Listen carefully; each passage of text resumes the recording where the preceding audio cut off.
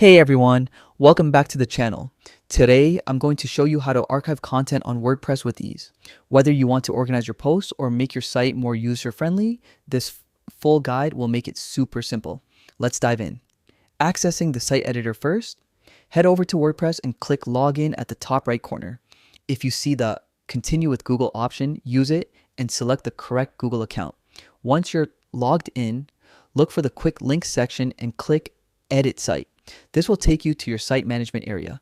From here, click on your website to enter the editor mode. Adding the archive block. Now that you're in the editor, it's time to add the archive feature. Click the plus icon in the top left corner to add a new element. In the search bar, type archives and you'll see the archive block appear. Click on it to add it to your page.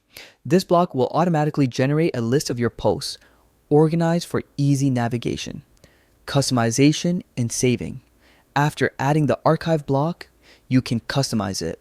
Edit the list to choose which content types you want to include, like posts, pages, or categories. Adjust the settings so your archive displays exactly what you need. Once you're happy, don't forget to click the Save button in the top right corner to preserve all your changes. And that's it. In just a few simple steps, you've successfully added an archive feature to your WordPress site. Now your content is better organized, and your visitors can find what they need in seconds. If you found this guide helpful, make sure to like, subscribe, and hit the bell icon for more WordPress tips.